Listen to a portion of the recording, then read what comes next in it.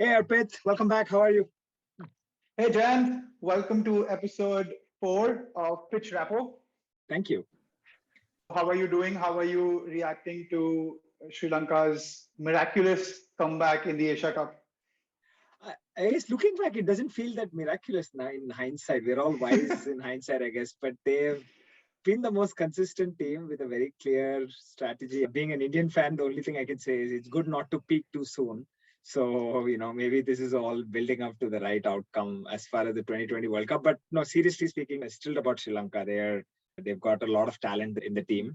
And it's a very young group, I realize. This will really set them on course for like a very, very long T20 career, regardless of what happens in the World Cup. So always thrilled to see them win. And it's so unexpected. I don't think anybody would have in their right mind, unless you're a diehard Sri Lankan fan, would have expected it.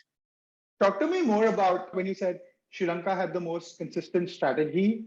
I did not see any sort of patterns emerge. I just felt they were underdogs to the tournament and were getting this team together. So almost gave me the 2007 Dhoni's T20 team vibe, where nothing to lose, all the big guys are out. What did you see about their strategy that you felt was consistent throughout? Yeah, so a few things I guess that come to mind. So they, like, number one, I thought had a very tough group, right? Compared to the two groups, like you can argue Hong Kong is also a good team, but arguably the other group with Afghanistan, Bangladesh, and Sri Lanka was quite tough. So I thought number one, they had a good mix of left-handers and right-handers in the team. If you look at all the other teams, Sri Lanka by far were, I think, the most balanced when it came to left and right-handers. I think number two, I thought their mix of like spinners was like really the right combination for the conditions. Now, I don't know whether they're going to evolve it for Australia, whether they're going to go with the same. But the combination of like Hasaranga and even the others they had, I think gave them the right mix of the spinners that they needed. And then finally, I mean, their fielding, I guess, has been always a hallmark. But I thought they were by far the most consistent fielding side in the tournament. And they did like simple things, right? For example, they didn't have any of these overrate shenanigans that India had, Pakistan had, even Afghanistan had. We expect a lot out of Afghanistan nowadays because of the quality they have. But you can see Afghanistan still somewhat falter in like the clutch moments. And I thought Sri Lanka really kept their cool in the clutch moments because, you don't really expect them to have as many big match players or be in those situations.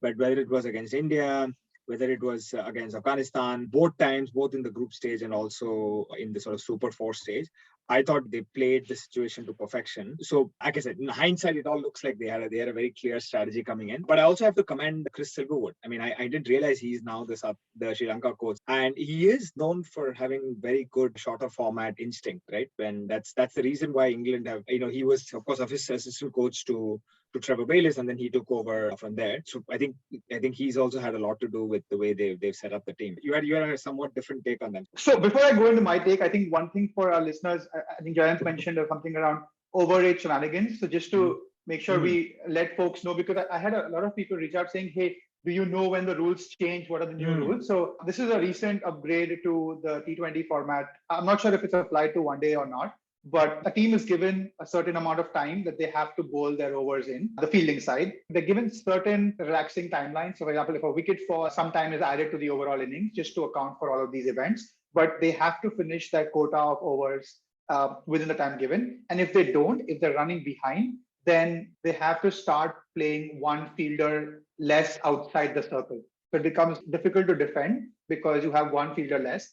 And so Afghanistan, India, Pakistan, all of them had to pay that penalty at some point in the Asia Cup, but Jayant was saying that Sri Lanka did not have to because they got the basics right. I think I don't have much to talk about Sri Lanka. I think you summed it up well. I always saw them as this team in absolute chaos and anarchy, where they suddenly had like vacuum since Jayawardene and Sangakkara left, and nobody has ever been able to fill that void in the form of both leadership and the runs and the mental sanity that the team gets because of those two. And I just felt they've still been looking for those two stalwarts being part of the team, and they never found their way. So it's a very different, refreshing take to hear from you that this is actually a strategic approach where Sri Lanka has taken, and they are moving in some direction versus this just being flash in the pan.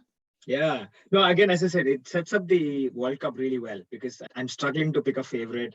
I remember doing a mini preview a few months ago, and I remember saying, "Oh, Sri Lanka are in shambles," same way as you thought so. But they've really, really upped their game now. So I feel like there's more contenders. It's only going to make for a much better tournament. One thing that came to me during the Asia Cup is what's the right format? We spoke about format of a tournament in our very first podcast, where an entire round robin with all the teams is just the best format that exists. And if we have the time, we should do that. But in absence of time, we had like this lopsided Group A and Group B, where Group A, you almost knew what's going to happen, where India and Pakistan would go through, Hong Kong would not. And in Group B, any two of the three could go through because they were almost sort of equally matched going into the tournament, the three being Afghanistan, Bangladesh, and Sri Lanka. And now when we reach the Super Fours is what they call it, and that's what the round robin kicked in, you almost found out that the last two games were dead rubber games, with the finalists already being decided up front. What's the right way to play a 6-member tournament without having too many dead rubber matches? Yeah, I still am a big fan of just round robin, and then, either top 2 teams or top 4 teams go through. I am also a fan actually of the whole eliminator qualifier concept that I think it's there in the Big Bash League, it's there in IPL. So but for those who don't know what it means is, like, the IPL has 10 teams. The top teams qualify for the next phase, which is not a knockout, but 1 plays 2 and 3 plays 4. And the winner of 3 and 4 plays the loser of 1 and 2.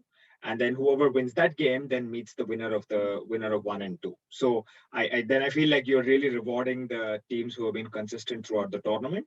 And on top of that, you're also giving the teams who finished at the top another chance to qualify if they end up losing one match. So it doesn't become like a sort of arbitrary knockout game sort of thing. But of course, all of this comes when you have the time. I still think the best way to I remember like the days of the Sharjah, quadrangular series or even triangular series where each team would play each other twice and then you would have a final. So again, there I feel like that's a better way, because then you actually have net run rates come into play. Then you actually think, okay, on one day, if a team is off, you still have the chance to recover. So that's one reason why I used to be a big fan of those triangular tournaments, both in Sharjah and also in Australia, because in Australia, actually, you would have 3 rounds where the teams would play each other and you would get to test yourself in different conditions and so on. So I guess I'm sounding a bit old school there, but I do still think that, a longer tournament where teams play each other more is more fun than just seeing it as a sort of flash one-off. I definitely was not a fan of this format. I think it was done clearly with television and with audiences in mind. And you can also understand that, having not had an Asia Cup in a while, and to bring some relevance to this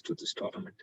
Yeah, and I think the clear reason from a television perspective was having 2 India-Pakistan games, yes, possibly 3. A third one. It was assured that you'll have 2, and if India and Pakistan made it to the finals, then 3 India-Pakistan games. Yeah, I was joking with someone that we did end up having 2 matches on 2 days where a team in blue played a team in green. So on Saturday, you had the India seniors or the retired Indians playing the retired South Africans. And then on Sunday, you had Sri Lanka playing Pakistan. So people did get blue versus green, but not quite the way it was planned, I guess. Right? That's true. I can segue into the next topic for me. So another revelation or another reflection that came through to me during Asia Cup was Dubai and tosses.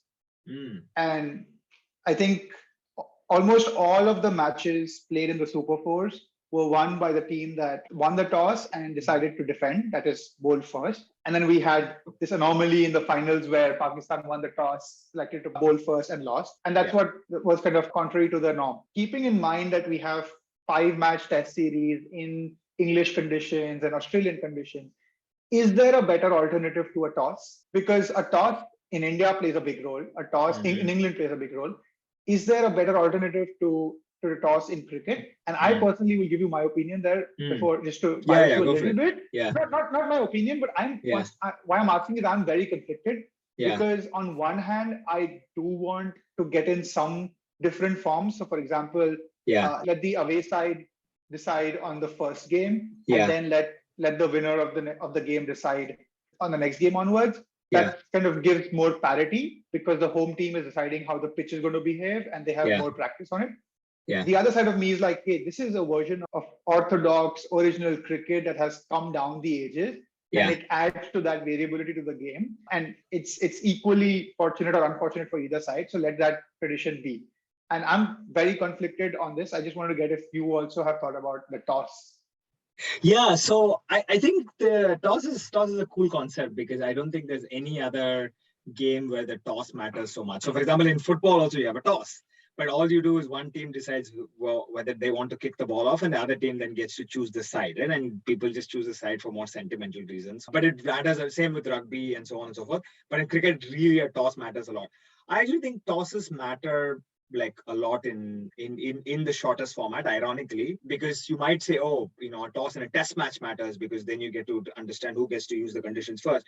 But I think you ultimately you play 5 days, so I think both teams get to experience the conditions on their own. Whereas increasingly what we're seeing is that, especially in the Middle East, it's almost a foregone conclusion once the toss is done. And the good thing, at least, about this tournament was that the pitches varied a lot. So you saw in the first game that India played Pakistan, it was actually a really sluggish pitch. 140 played 140, and it was actually quite hard to chase. So I think the shorter format is actually making the toss even more important.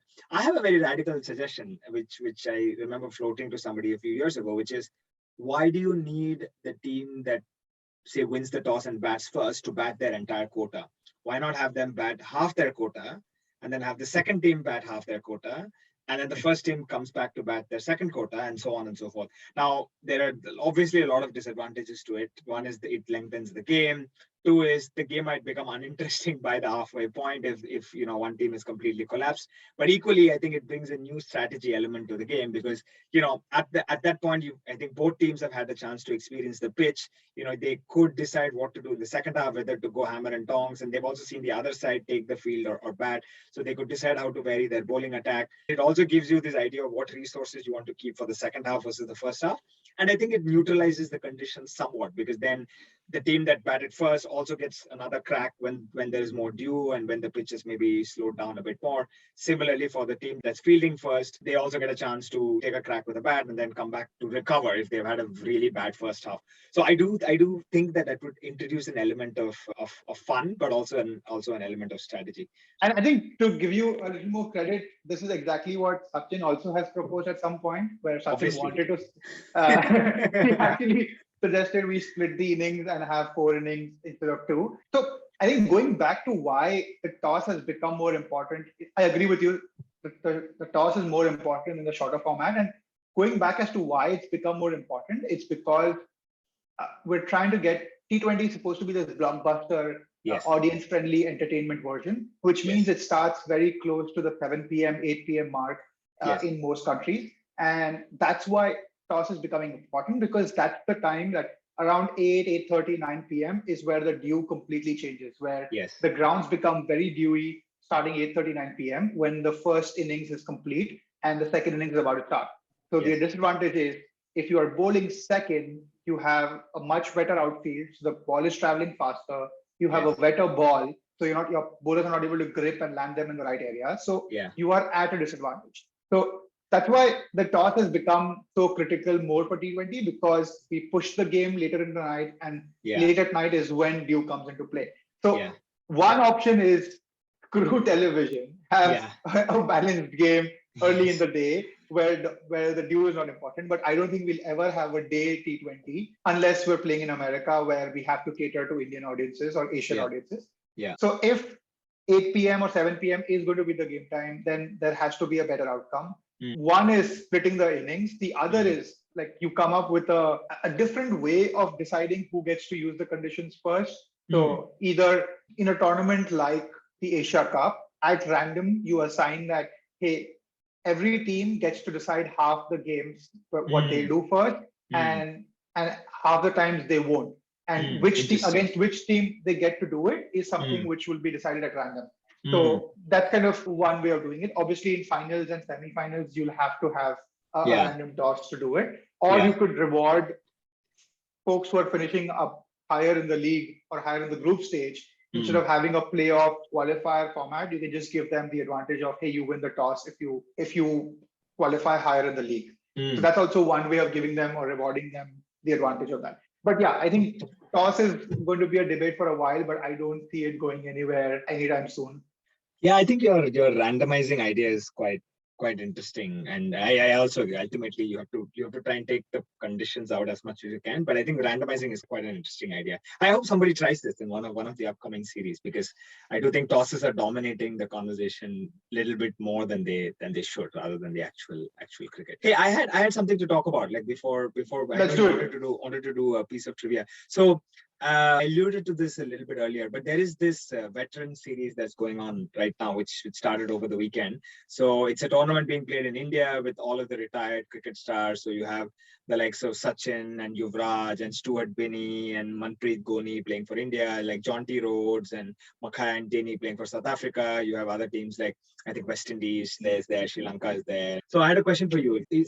What would be your ideal or dream hypothetical matchup between, say, one of the current players and one of the retired players, or two retired players who never had the chance to face each other? Would you have something in mind in terms of like never having seen these two bat and ball against each other, and you would love to see them do that? Yeah, I had thought a lot about this. So wait, are we restricting ourselves to India and South Africa? Not at all. Not at all. Anybody from history and present. For me, somehow I wanted to see, the first one that comes to mind was a Glenn McGrath versus a Virat Kohli.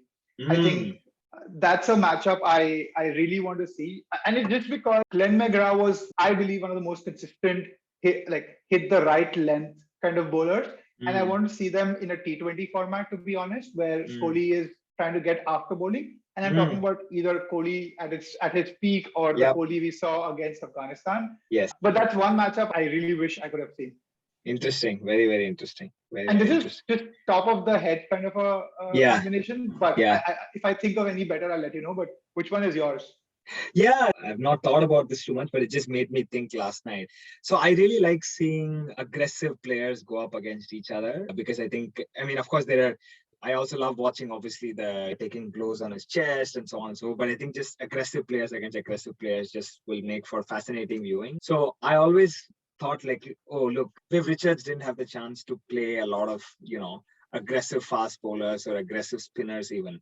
So I think Shane Warne versus Viv Richards would have been an absolute like humdinger to watch, because both are like, on the one side you have this real thinking bowler who tries and gets every edge, and on the other hand you just have this gum chewing, cap wearing guy who doesn't even wear a chest guard and just tries to whack you out of the park. And I've always seen Viv Richards, even in all the highlights, play fast bowlers, right, and really whack them out of the park. So I would always be curious whether he would temper his game and try and look at how Warne bowls, or whether he would be, coming out, stepping out, and trying to take the initiative. So Viv Richards versus Shane Warne, I think for me would have been a real magical thing to watch. One curiosity: why would you choose a Shane Warne versus a Murli against Viv Richards? Just because of left hand, right hand, or?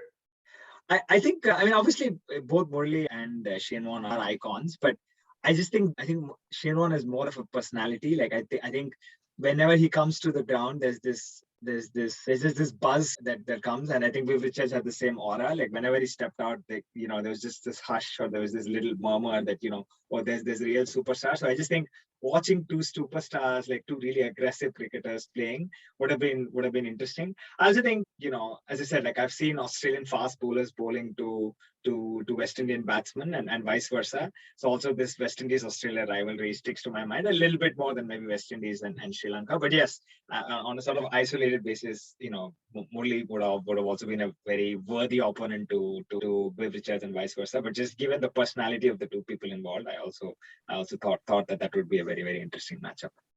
Yeah, that's awesome. I'm trying to think more. I just definitely want to see Jasprit Bumrah against a few, like the Brian Laras of the world. That's one more matchup I would have loved to see. Yeah, even sure. Not just. I'm not sure.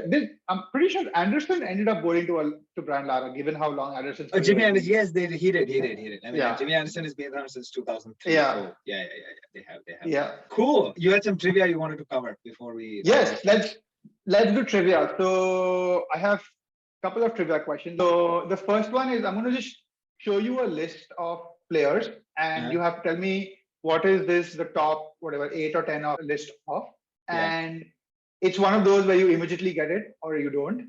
And you can take a stab, you can take a guess, and if you don't, I'll probably start revealing a little more, give you a few more hints. All right. Let's do it. And For the folks who are listening in and cannot see the video, I'll just read out. So we have about how many? We have 8 names. This is the top 8 of some list. And the list goes Jasprit Bumrah, Brian Lara, George Bailey, Keshav Maharaj, Shahid Afridi, Craig McMillan, Brian Lara again, and then Mitchell Johnson. So this is the top 8 of a certain statistic, record, or something in Test match cricket. Again, clarifying, it's a certain top 8 of something in Test match cricket. And yeah, I think, yeah. Should I try? Yeah, go for it. I think this is number of runs scored in an over in Test matches. That is actually that is the answer. I think Jasprit Bumrah maybe gave it away. Yes. I think Bumrah and Lara gave it away because I realized I couldn't understand why Keshav Maharaj was on the list. I couldn't understand why Lara was on the list 2 times. But when I saw George Bailey, Brian Lara, I had a hint. And then when you put Jasprit Bumrah on top of that, that definitely gave me the clue. So for those who are listening or watching, Jasprit Bumrah recently broke this record when he hit, I believe, Stuart Broad for like Stuart Broad, 35 runs in an over. Before that, Brian Lara had done that to, I believe, Robin Peterson or one of these South African spinners back in the day. George Bailey did this to one of the England bowlers. I want to say James Anderson or somebody else. You're way ahead of me here. Oh, there you go. There come. All of the names are there. So those are the bowlers who unfortunately were at the receiving end. Oh, I didn't know Harbhajan went for that much against Afridi. That's interesting. So number 5 on the list is Shahid Afridi, and he I guess took Harbhajan for a lot of runs. George Bailey took James Anderson. Keshav Maharaj took Joe Root. That's interesting. So a lot of batsmen taking a bowler taking a batsman for runs. That's interesting. Craig McMillan against, what is it, Yunus Khan? Oh, interesting. Yep. Brian Lara against Danish Canaria. I remember that also. And then Mitchell Johnson against Paul Harris from the left arm spinner. Oh, interesting list. Very interesting list. And just to give people a perspective, so all of the 2 to 8 are all bunched together at 26, 27 or 28 runs. Yeah. And in a single over, and Jasprit Bumrah stands out at 35 on top of that list. So it is a pretty impressive stat for our number 11 as Jasprit Bumrah. Yeah, I mean, to be fair, Stuart Broad helped him out with a couple of no balls and wides and stuff in that over, but still, it was very impressive. I remember the Gordon Greenwich style, hook with one leg off the ground sort of thing. Jayant, you weren't supposed to say there were no balls in that over. I'm sure Stuart Broad won't mind. He had a pretty good day yesterday. I'm sure he won't mind me saying that. Yeah. Okay, I have another one. Again, this is one of those which you will directly get it or you won't. Yeah. And I have hidden the first name in this list. This is the top, 10 or 15 of a certain statistic. I won't tell you which format. So the list goes, the first is blanked out because it would have made it very easy. Second is Virat Kohli. Third is Shahid Afridi. Fourth is Mohammad Hafiz. Fifth is Rohit Sharma. Sixth is Chris Gayle. And then you have David Warner, Martin Guptill, and Moeen Ali. I'll stop there, but that's kind of the top 7 or 8 in this list. What is this the top list of? It's very interesting. Let's think. So the list as it stands goes Virat Kohli, Afridi, Mohammad Hafiz, Rohit Sharma, Chris Gayle, Warner, Guptill. So mainly batsmen. So I'm assuming this is some batting record. It's quite a mix of players. Is this? Well, I initially thought these were players who have centuries in all 3 formats of the game. But I remember, I think KL Rahul also should have been on this list, and I don't see him on this list. I mean, you wouldn't have a Ugandan player otherwise. I don't have a Ugandan. Yeah, exactly. Yeah. Uganda doesn't play Test cricket. That's right. I don't know, man. Like, it's definitely some batting record. So I don't know. It can't be 6s because, like, I guess Gayle would have been much higher on the list. Take a guess, and then I'll reveal who the first player is. Okay. Is this? They've all been captains of their team, I suppose. I don't know about I don't know about the Ugandan guy. So most number of hundreds is a captain or something like that? No. So the first name on the list, to give you a hint, is Mohammad Nabi from Afghanistan. Oh. And this is a descending order list. So Got it. Mohammad Nabi is clear number 1. That's really interesting. Mohammad Nabi. So I still think this is some kind of batting record. But Mohammad Nabi isn't known for his batting. He's an all-rounder. He's known more for his bowling. Does this have to do with catches or something then? Take a guess and then I'll. Okay. I'm gonna take one more guess. Unless I'm complicating it, it's just like because Kohli doesn't bowl, so this can't involve a bowling record. It has to do something to do with most number of runs over some format or some period. Am I anywhere close? No, you're not close. Okay. What is it? The most number of man of the matches in T20. T20 No international. way. Yep. Mohammad Nabi is on top of that list. Yep, he's on top of that list. Wow, that's incredible. I mean, I was shocked when I read it. I would have expected Rashid Khan to be way up there. Yeah. But it is actually Mohammad Nabi, given how many T20 internationals Afghanistan. But also surprising was the fact that Mohammad Hafiz and Shahid Afridi are still there after, I don't know, when was the last time Shahid Afridi played a T20 international? Yeah, I mean, and very, very curiously, there are not that many West Indians on that list. I can't remember of course, Gale is on the list, but there are so many other match winners, Andre Russell, Sunil Narayan, Kyron Pollard. They are not on that list. And yeah, as you said, there are a lot of batsmen as well. So it's still a batsman's game, I guess, as far as 2020 goes. But of course, Mohammad Nabi is an all-rounder and presumably got more of those awards for his bowling performances. So at least there's some cheer for the bowling group union, basically. Wow, that was very interesting. I was way off, I have to say. Very, very, very interesting too. Last thing from me, just before we close, I was also reflecting on the Queen passing away over last week, which is obviously a very sad moment for many people, and it got me thinking about cricket, because I guess cricket is a Commonwealth sport, right? Largely still. So another hypothetical question would be, if there was one country which isn't known for playing cricket at the top level, and the Queen also being somebody who's all about inclusivity and making sure all countries can sort of prosper ultimately. If there's one country who currently doesn't play cricket at the top level who would that be for you, and why?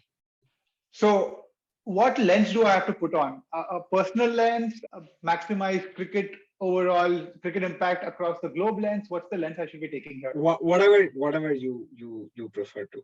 I think, okay, I'll give you two answers. The first answer is a very personal one, which is what would make my life better. Because I'm based in the US, it has to be US, because that just means US would start hosting far better cricket matches, have far better infrastructure and facilities, and hopefully have India touring here so that I can go and watch more live matches.